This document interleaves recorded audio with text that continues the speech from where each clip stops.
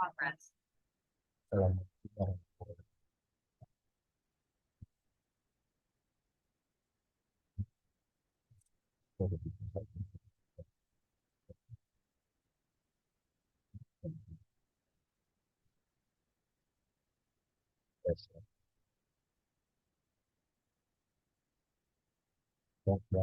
saya berikut merupakan soal-soal kehidupan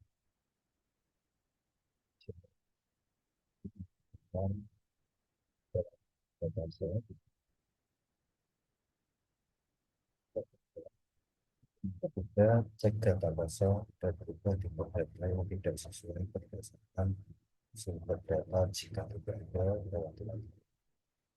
Yang keempat, ubah data yang memiliki format tidak konsisten. Yang kelima, handle data basal. Yang keenam, cek dan drop duplikat data. Untuk visualisasi distribusi dari masing-masing itu. Dapat jawaban cek fitur yang bertipe kategori cek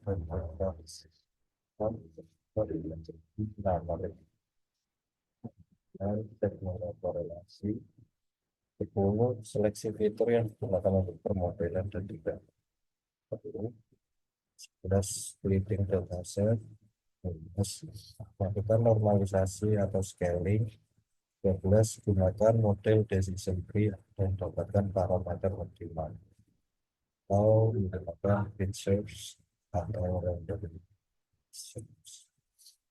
14 jelaskan hasil contribution metrik yang telah ditebak. 15 jelaskan nilai integrasi presisi retail pada teori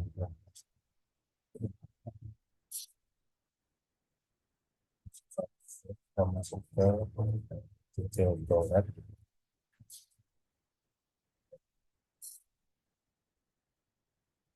Yang pertama, dataset yang saya gunakan bersumber dari link Google Drive yang telah dibagikan di soal. Itu berupa pos operatif.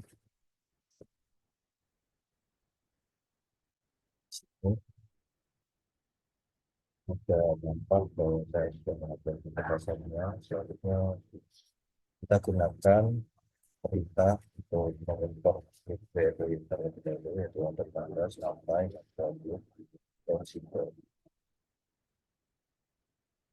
Setelah kita menggunakan library, maka kita sambungkan Google Colab dengan Google Drive. Setelah itu kita dapat cek notebook ada simulasi MSP.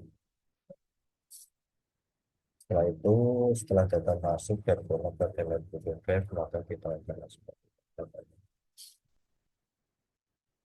untuk tampilan dataset terdapat sebanyak 89 baris ke 10 kolom. Selanjutnya masuk ke dalam langkah memasukkan nama fitur. Di sini kenapa disuruh memasukkan nama fitur?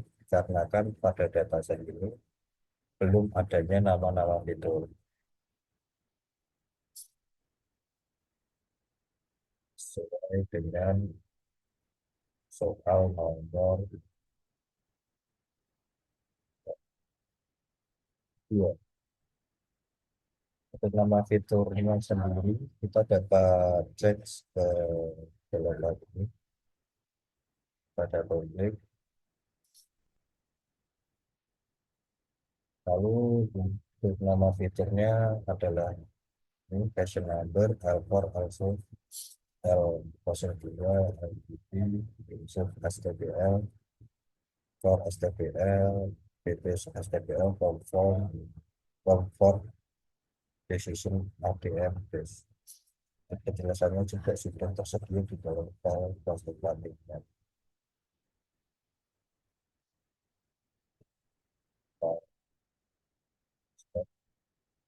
Kita lanjut ke memasukkan nama fitur yang telah saya sebutkan tadi. Menggunakan fitur pad, kita panggil dulu library. Setelah itu kita masukkan kita masukkan nama-nama fitur kolomnya sesuai dengan file names tadi. Selanjutnya kita run, maka akan tampil nama-nama kolomnya atas dan kolomnya bertambah. Sorry, barisnya bertambah satu, yang tadinya 89, karena kan kita memasukkan nama-nama fitur, maka barisnya bertambah satu, dari yang 89 menjadi 90. Langkah selanjutnya kita menelaah data.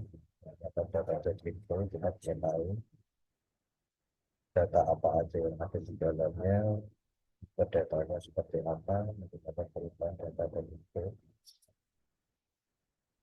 Selanjutnya kita menggunakan data drop version number ke bawah, karena kita tidak membutuhkan eh, fitur version number di sini. Jadi kita hapus saja untuk data drop ya, menggunakan data drop. Selanjutnya kita cek lagi.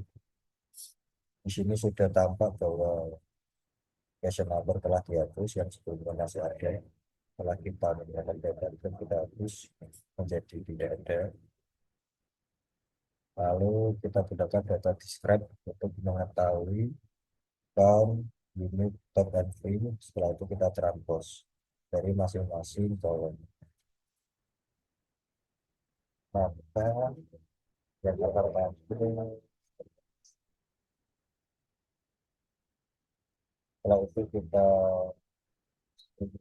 dataset. Dataset itu kita ada 90 dan juga ada 9. 90 untuk baris, 9 untuk kolomnya.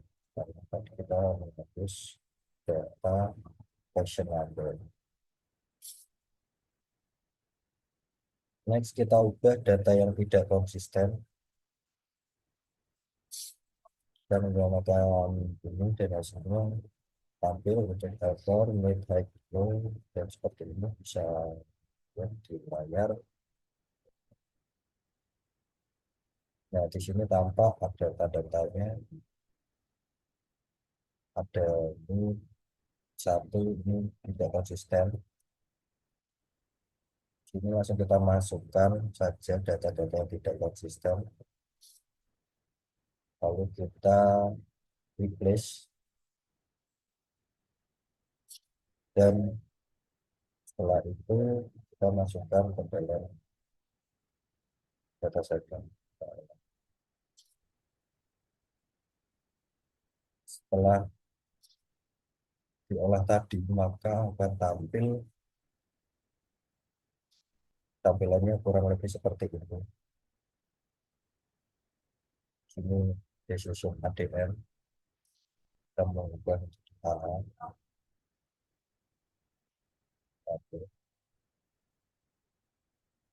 Nah, seperti yang pernah tadi kita lihat, maka selanjutnya adalah kita cek untuk mesin value.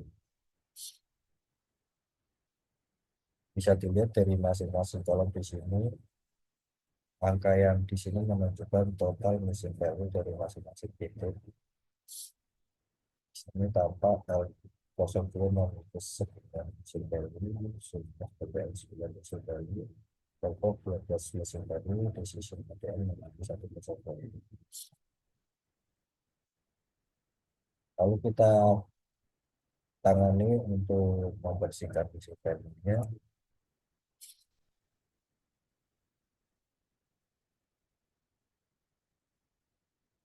Setelah sudah, kita tangani menggunakan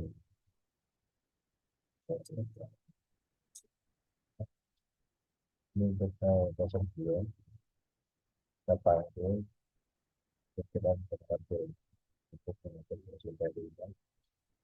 Dilakukan sama seperti yang ada di bahan. Ada keterangan mesin value ini kita masukkan. Setelah itu kita panggil lagi, dan akan apa ini datanya sudah dari mesin value, berbeda dengan yang ini penting dalam kualitas. Ini bisa tampak dari satu, lalu itu di sini sudah hilang. Dari sekolah 45, ini 85 sudah. Selanjutnya cek dan run duplikat data. Di sini duplikat habis sama dengan data duplikat untuk mengecek garis mana yang ada di duplikatnya dan selanjutnya menghitung jumlah garis yang ada di duplikatnya. Di sini muncul keterangan 12. Selanjutnya kita print data dan kita hapus data yang duplikat. Kita pertahankan data duplikat yang paling akhir. Jadi untuk yang awal kita hapus. Setelah itu kita panggil data clean. Ini adalah dataset yang sudah bersih. Langkah selanjutnya adalah visualisasi distribusi dari masing-masing fitur. Di sini menggunakan library Principle dan Matplotlib, kita identifikasi dulu variabel dari sebuah data frame berdasarkan tipe data dan karakteristik. Untuk kodenya seperti ini, kita pisahkan dulu kolom dalam dataset yang tipe berdasarkan tipe dan karakteristiknya. Untuk yang baris ini, itu untuk yang bertipe kategorikal seperti objek, boolean, numerik dengan unique value, dan lain-lain. Untuk yang baris bawahnya yaitu numerik dan yang baris selanjutnya yaitu kategorikal dengan unique value. Setelah itu kita pisahkan lagi ke kolom numerik murni yaitu seperti sure, dot, ini yang bukan kategorikal. Setelah itu kita print semuanya, kita kembalikan fitur yang sudah dikelompokkan berdasarkan tipe-tipenya. Dapat kita mental, selangkau, dan kita sudah tampak jumlah observasinya 8, jumlah variabelnya 9, kalau kategori yang 9, kalau metriknya 0, kategori tipe kategori tapi kardinal 0, numerik tapi kategori kawannya juga 0. Nah, selanjutnya memvisualisasi distribusi dalam kategorikal ke dalam sebuah data frame menggunakan dua jenis block. Yang pertama block dan pipe block.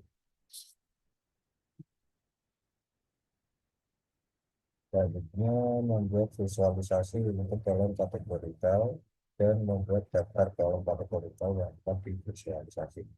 Untuk kodenya seperti ini.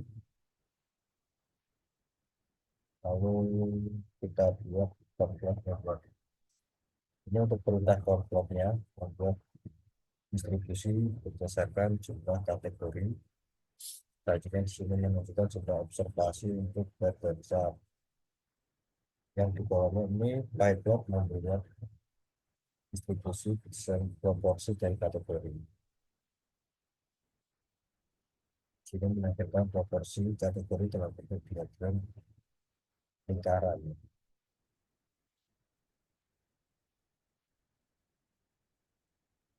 Kita panggil di PLT, sudah tampil di sini adalah blok-blok distribusi dari komplot dan pipeline. Blok itu yang sebelah kanan dan komplot itu sebelah kiri dan kontak.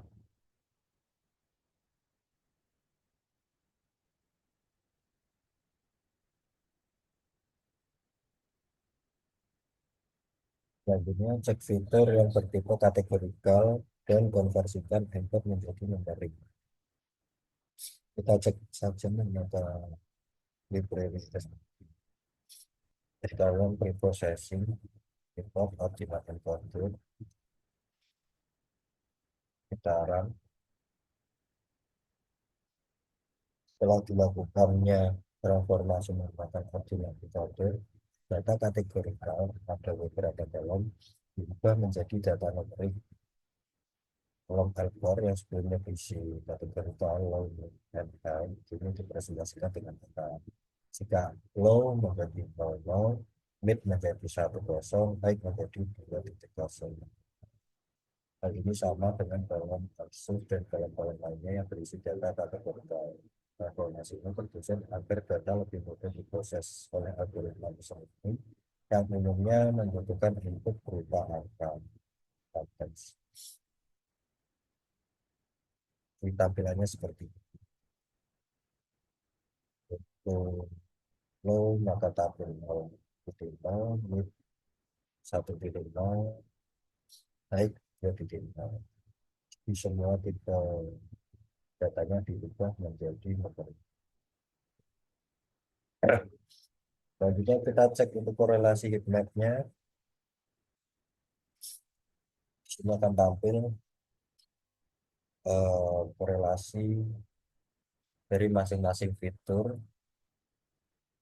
Di sini bisa lihat untuk L4, L-sub, di sini hubungannya kita lihat di sisi ini sebesar 1, lalu program BPS DPL, dan SDPL, serta TPL, LPP, L-sub, L-sub, sebenarnya bisa dilihat korelasi dengan dari angka apa yang tampil di matriks dan selanjutnya kita seleksi. Sebelum kita masuk ke permodelan, kita seleksi fitur-fitur yang tidak diperlukan.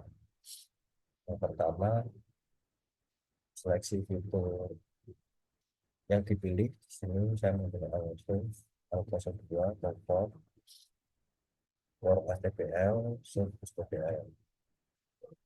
Setelah fitur sudah dipilih, kita buat dataset baru dengan sesuai fitur yang telah dipilih. Setelah itu, kita baru panggil data headnya. Tampil 5 baris pertama dari data seleksi. Jadi yang tampil di sini adalah data baru yang fitur-fiturnya sudah dipilih sebelumnya seperti itu. Jadi yang akan digunakan untuk permodelan maka dataset yang baru kita buat. Selanjutnya kita splitting dataset. Kita pisahkan X dan juga Y-nya. Di sini untuk X kita create decision ADS. Untuk Y-nya decision ADX. Jadi yang selain dari X.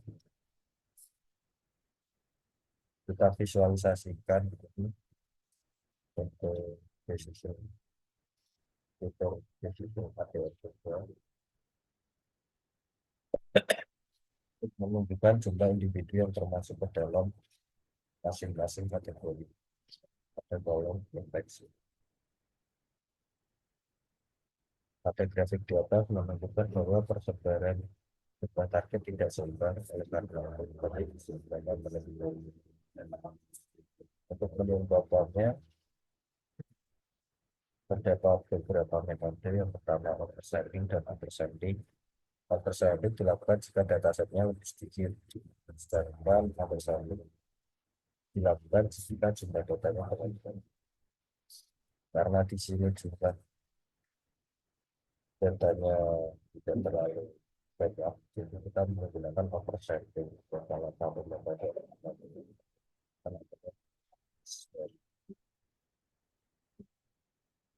kita impor untuk semuanya, kita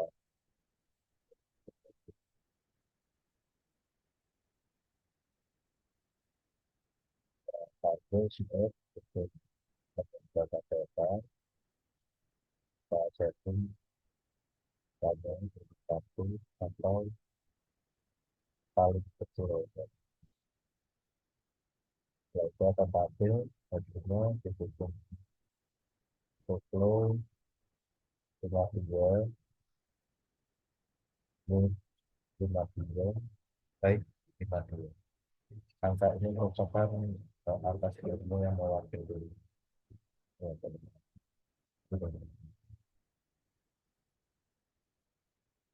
jadi di sini bisa angkanya sama berarti sudah sehingga selanjutnya kita menjadi tingginya kompetensi lalu kita buat data set dari nah, itu kita buat lagi subplot pertama dengan layout sama garis dan berdownload nah, itu use note menjadi view sampel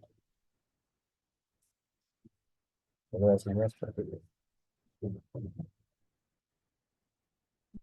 yang kiri adalah sepuluh bisa didaftar atau dari lapangan setelah itu data selanjutnya sudah bagi menjadi data frame dan juga data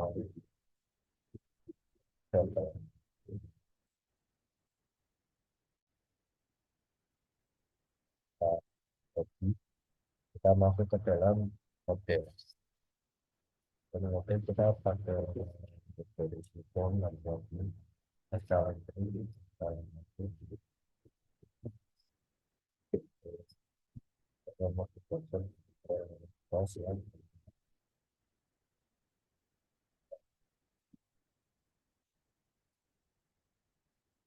selanjutnya kita split data terlebih dahulu lalu gunakan model decision tree-nya yang berada di sebelah kiri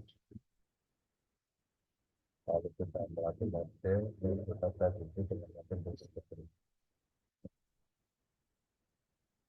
setelah kita evaluasi hasilnya lalu kita visualisasikan ini sudah tampak akurasi dari decision tree-nya yaitu bentuk jenis 8 dari 68 titik 5%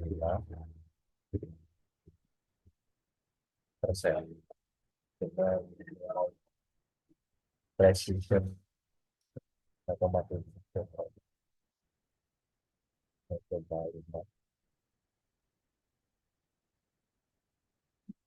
lalu nilai recall dan FM seperti umum yang telah tampil di layar visualisasinya seperti ini conclusion matrixnya ya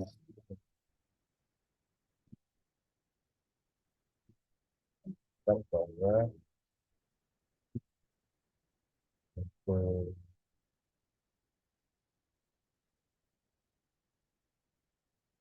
ini nilai aktual negatif dan ini nilai aktual positif ini untuk prediksi benarnya ini untuk prediksi benar positif ini untuk prediksi benar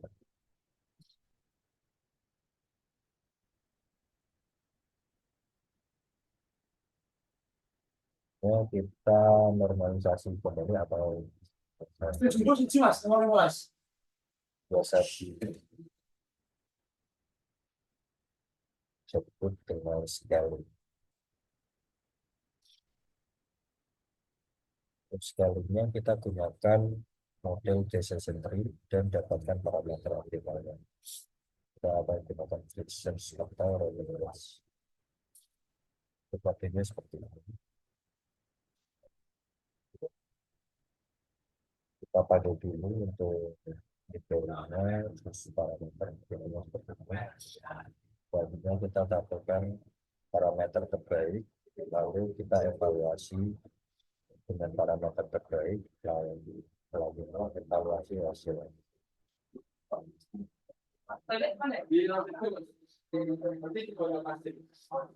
Lalu akan tampil seperti ini. Operasi prediksi ritual dan dari kita masuk ke parameter distribusi untuk database dari 2020 terus lagi ke 1 salah satu juga boleh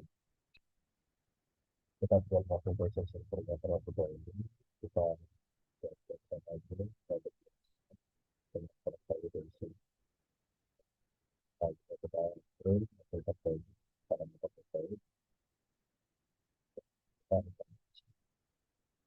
kita tampil seperti ini di mana di dalam beberapa sistem transmisi tenaga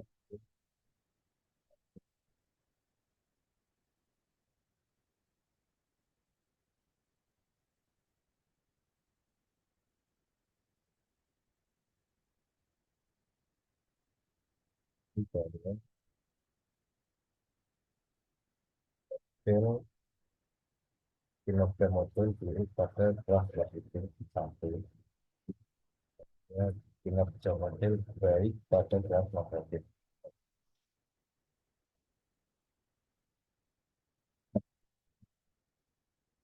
berdasarkan rekomendasinya berdasarkan maupun tidak sebenarnya contohnya lebih ke 16 November dibandingkan kelas tersebut atau bisa juga digunakan algoritma atau model yang lainnya untuk mendapatkan akurasi yang lebih tinggi. Mungkin itu dari saya kurang lebih. Wassalamualaikum warahmatullahi wabarakatuh.